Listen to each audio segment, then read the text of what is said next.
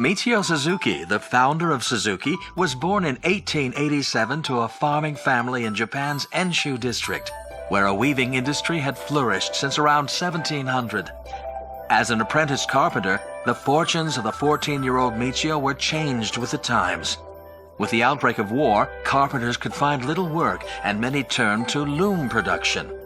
Michio also decided to make his future in loom production. When his apprenticeship as a carpenter was over, he completed a wood and steel foot treadle loom all on his own. Michio presented his remarkable first loom to his mother, Machi. This gave 21-year-old Michio the confidence to set up his own company, Suzuki Loom Works. The Enshu district was renowned for both striped and checked fabrics. However, weaving checked patterns on conventional looms required considerable time and effort. Michio spent many hours visiting his customers and listening intently to their needs. What could be done to make weaving checked patterns easier? Michio focused his attention on the movement of the shuttle that held the weft thread. A deep sense of mission to help Enshu's weaving industry and its many small businesses strengthened Michio's resolution. Then in 1911, just 2 years after he founded his company, Michio successfully developed technology that would open up the future of a Suzuki loom. This revolutionary invention raised and lowered shuttles containing weft threads so that checked patterns could be woven easily. Michio's invention had a great impact on the weaving industry, and the company received lots of orders. If the customer needs something, we must do whatever we can to respond. Hard work guarantees success. Even today, this enduring philosophy remains at the heart of Suzuki's monozukuri.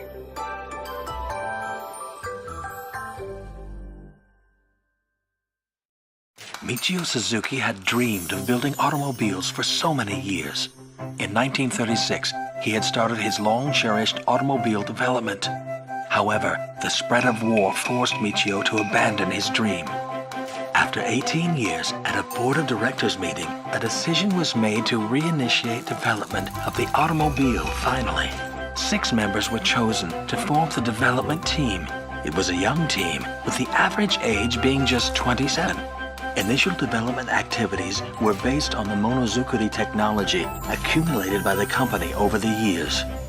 However, development didn't go as planned.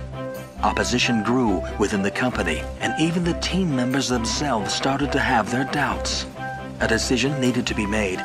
Company president Michio Suzuki thought through the night. The next day, he faced his team. We have got to do what we have got to do. The value of our efforts will be that much greater if we push on with limited money and resources. Development started again. September 1954, a prototype was finally completed and ready for a road test. It was decided that 2 prototype vehicles would embark on about a 300-kilometer long-distance road test to Tokyo. The first challenge of the test was to drive over the mountain area called Hakone. At the time, most of the roads in the area were still dirt tracks. It was almost unheard of for Japanese vehicles to make the journey without any problems. The team overcame the problem which they were faced with on the way, then successfully made it across Hakone. In October of 1955, Japan's first mini vehicle, the Suzulite, was launched. Records show that the first 2 Suzulites produced were delivered to local doctors. My dad was the town doctor. At the time, buying an automobile was a really bold step. Dad needed to go to patients' houses every day on his bicycle. It was tough going as he had to visit many patients even on rainy days. Dad always said that a doctor was no longer a doctor if he was late or took a day off. So one day he decided to buy a car.